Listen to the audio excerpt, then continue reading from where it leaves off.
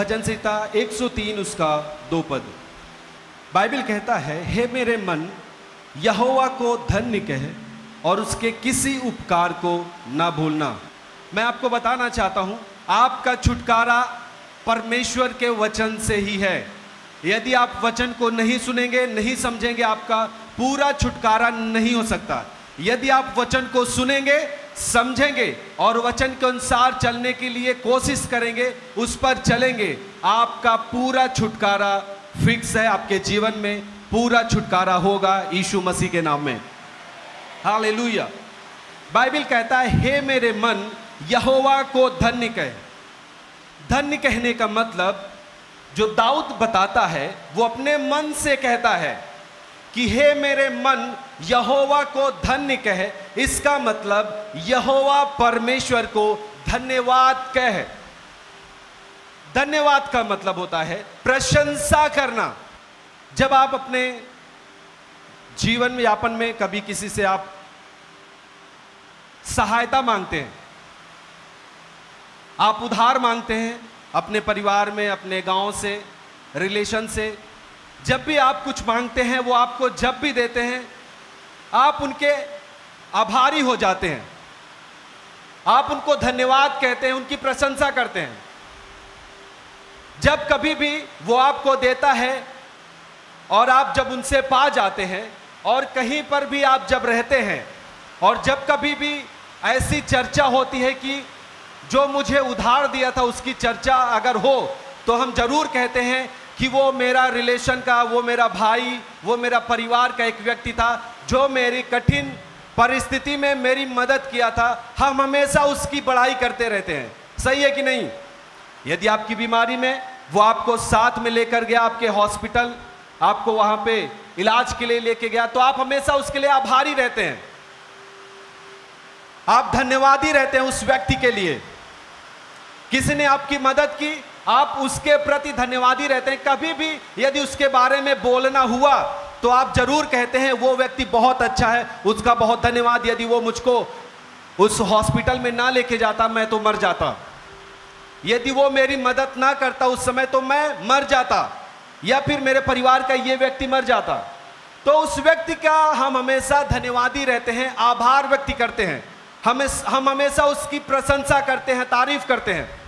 वैसे ही बाइबल कहता है कि परमेश्वर के उपकार को कभी नहीं भूलना है अपने जीवन में। हालेलुया। परमेश्वर ने जो कुछ भी हमारे जीवन में किया है, परमेश्वर ने जो भी हमारे परिवार में किया है, परमेश्वर ने जो भी हमारे परिस्थितियों में किया है, परमेश्वर ने जो हमारे बच्चों में बदलाव लेकर के आया है, वो छोटे काम हो या फिर बड़े, वो चाहे बीमारी की अवस्था से प्रभु ने आपको छुड़ाया या फिर आपके बच्चे के जीवन में अच्छी आदतों को परमेश्वर ने लेकर के आया है, उस बात के लिए हमें परमेश्वर का हमेशा शुक्रगुजारी होना चाहिए, धन्यवादी होना चाहिए, प्रशंसा करते रहना चाहिए। हालेलुया। ये एक बात याद रखिएगा, जब भी वचन आपको कुछ बताता है वो आपके जीवन के लिए है, वो आपके पड़ोसी के लिए नहीं, वो आपको बोलना है वो मेरे लिए है। जब भी वचन आपको सिखाता है वो आपके जीवन के उन्नति के लिए होता है। जो संपूर्ण पवित्र शास्त्र लिखा गया है, जो वचन लिखा गया है, वो हमारी उन्नति के लिए है। बाइबल कहता है वो अपना वचन भेजकर हमें छुड़ाता है सत्यानाश के गड्ढे से। वचन भेजकर हमें हमारी बीमारी, दुर्बलताओं से परमेश्वर छुड़ाता है। मैं आपको बताना चाहता हूं, जब आज आप इस बात को सुनते हैं कि आपको अपने मन को तैयार करना है धन्यवादी बातों के लिए जो परमेश्वर ने आपके जीवन में उपकार किया है, उस उपकार के लिए जब धन्यवादी आप बनेंगे, परमेश्वर आपके जीवन के लिए और भी द्वार को खोलेगा यीशु मसीह के नाम में। हालेलुया। पीछे आवाज आप सुन पा रहे हैं? पीछे यदि आप अच्छे से सुन पा रहे हैं अपने हाथ को हिलाएं। ओके। हालेलुया। सो हमें ध्यान देना है कि जब हम मसीह में आए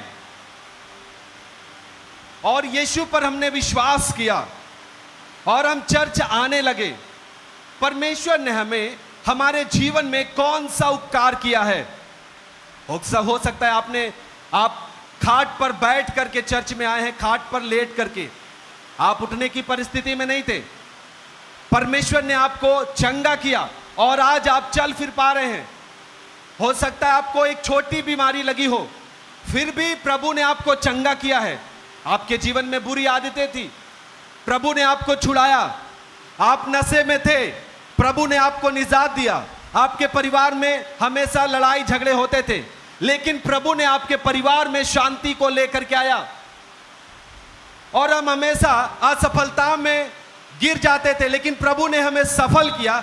तो हमें क्या करना है कि जो कुछ भी, वो चाहे हमारे जीवन की छोटी बात हो या फिर बड़ी, जो कुछ भी प्रभु ने किया है उसे हमें कभी भूलना नहीं है। उस बात के लिए हमेशा धन्यवादी मन के साथ तैयार रहना है। आमीन।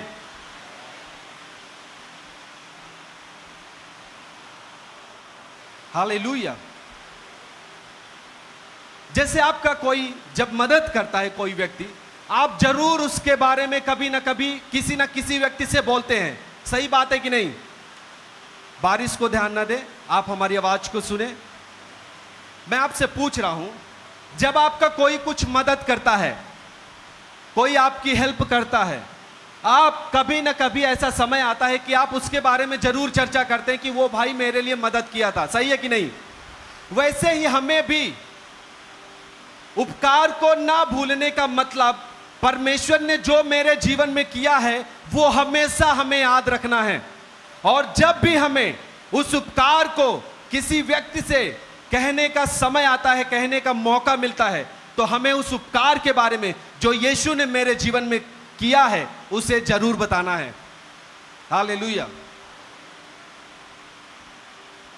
जब आपके जीवन में जो प्रभु ने किया है, आप यदि किसी को नहीं बताते, इसका मतलब है आप परमेश्वर के उपकार को भूल चुके हैं अपने जीवन से। आपको मौका मिला, लेकिन आपने यीशु के बारे में नहीं बताया कि यीशु ने मेरे जीवन में क्या किया। मैं आपको बताना चाहता हूं, बाइबल में जो यीशु ने किया है वो लिखा है, वो सही है, लेकिन पहला काम हमें क्या करना चाहिए? यीशु ने मेरे जीवन में क्या किया है उस बात को लोगों को बताना चाहिए। यीशु ने मेरे परिवार के जीवन में क्या किया है उस बात को लोगों को बताना चाहिए। जब आप अपने उस उपकार को जो यीशु ने आपके जीवन में किया है आप लोगों को बताते हैं, इसका मतलब आप परमेश्वर के उपकार को हमेशा याद रखते हैं। हालेलुया। और जब कभी आप एक शर्मवश कि अरे मैं अगर यीशु का नाम लूंगा तो लोग क्या कहेंगे,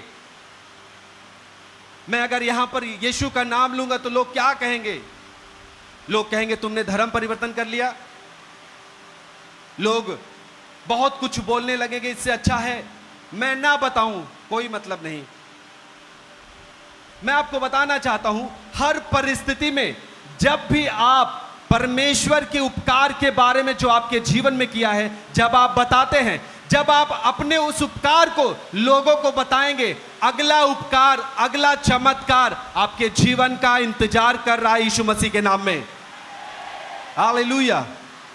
जब आपके परमेश्वर ने जो आपके जीवन में किया है उसके प्रति जब आप धन्यवादी रहते हैं और लोगों को बताते हैं, आपके जीवन के लिए परमेश्वर अगला चमत्कार तैयार करके रखता है और आप फिर से और भी अगले उपकार के लिए तैयार रहेंगे यीशु मसीह के नाम में।